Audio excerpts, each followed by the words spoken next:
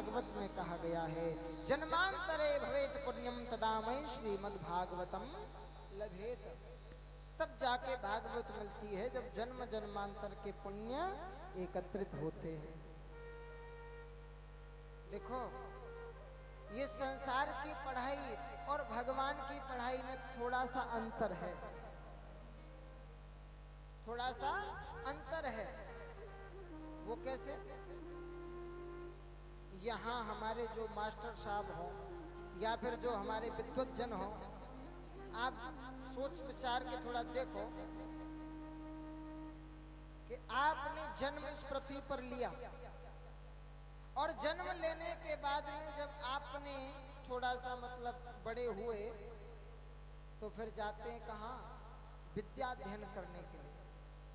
और जब विद्या अध्ययन करने के लिए जाते हैं तो फिर स्कूल में विद्या अध्ययन करते हैं।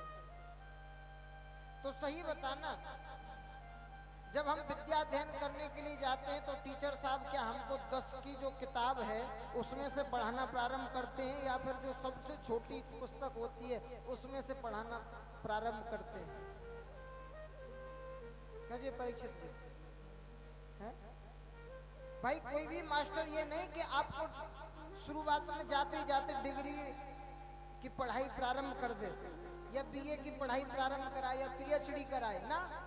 सबसे पहले आपको कहाँ बैठाया जाएगा? स्कूल में, नर्सरी में, है ना?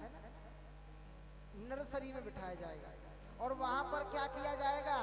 बोले छोटा आ, बड़ा आ, छोटी ई, बड़ी ई, यहां से प्रारंभ किया जाता है।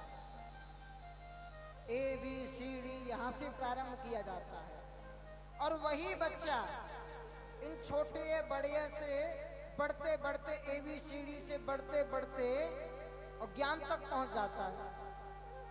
मतलब वही बच्चा PhD भी कर लेता है, कोई डॉक्टर बनता है, कोई इंजीनियर बनता है, कोई इंस्पेक्टर बनता है, तो कोई टीचर ही बन जाता है। सब अपनी अपनी पदवी पर पहुंच जाते हैं पढ़ने के बाद में। किसी के हाथ में डिप्लोमा है, किसी के हाथ में कोई और चीज है ना? अच्छा, एक बात विचार के आप देखो कि जब वही डॉक्टर साहब या टीचर साहब या आपके इंजीनियर साहब जब उनका समय पूरा हो जाता है और वो चले जाएं भगवान के धाम को, और फिर उसके बाद में दोबारा उनका जन्म कभी साल में 2 साल में जब भी हो इस पृथ्वी पर,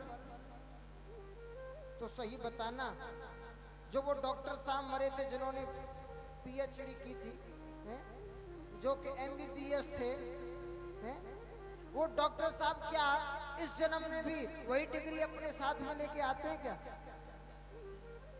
लेके आते हैं? नहीं लाते।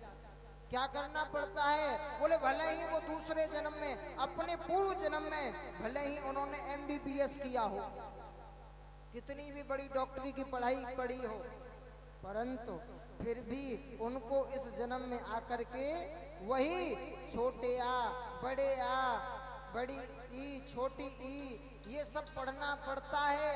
ABCD पढ़ना पड़ता है दोबारा से। परंतु देखो भैया, ये है लौकिक पढ़ाई, संसार की पढ़ाई, परंतु जो उस परमात्मा की पढ़ाई है ना, वो कैसी है? बोले उस परमात्मा की पढ़ाई प्रारंभ होती है, प्रारंभ होती है। जितना पढ़ना चाहो पढ़ सकते हो, जितना पढ़ना चाहो पढ़ सकते हो, और जब आपका देहांत हो जाए, आप फिर दोबारा जन्म लेकर के आओ, तो देखो परमात्मा की पढ़ाई ऐसी है कि आपको फिर दोबारा शुरू से पढ़ने की आवश्यकता नहीं, आपको तो फिर दोबारा वहीं से प्रारंभ किया जाता है जहां से आपकी पढ़ाई स्टॉप हुई थी, बंद हुई थी। शुरू से पढ़ने की आवश्यकता नहीं है। इसीलिए तो लोग बात कहते थे ना, अरे भैया तुलसीदास जी महाराज तो इसलिए तुलसीदास बने क्योंकि उनकी श्रीमती जी ने उनमें फटकार लगाई, इसलिए तुलसीदास बन गए। अरे भैया, यदि पत्नी की फटकार से तुलसीदास बन जाएं तो आजकल की श्रीमती जी ने फटकारना बंद कर दिया है क्या, जो कि तुलसीदास नहीं हो रहे हैं? नहीं भैया, ये तो सब वही पूर्व जन्म का संस्कार। जब उदय होता है, पढ़ाई पूरी हो जाती है, तब जाकर के उसे परमात्मा की भक्ति प्राप्त होती है। कोई कहता है कि ध्रुव जी महाराज मात्र 5 वर्ष की आयु थी और उन्होंने भगवान को प्राप्त कर लिया, इतनी जल्दी कैसे, भगवान कैसे रीझ गए? अरे भैया, ध्रुव जी की पढ़ाई किसी जन्म में अधूरी रह गई थी, जो कि इस जन्म में आकर के उन्होंने पूरी की और भगवान की उनको प्राप्ति हो गई। ये है भगवान की पढ़ाई। इसीलिए संसार की पढ़ाई से तो अच्छा है कि भगवान की पढ़ाई पढ़ो, जिसको कि शुरू से नहीं बल्कि जहां स्टॉप हुई है वहीं से प्रारंभ किया जाता है। बोले कृष्ण कन्हैया लाल की।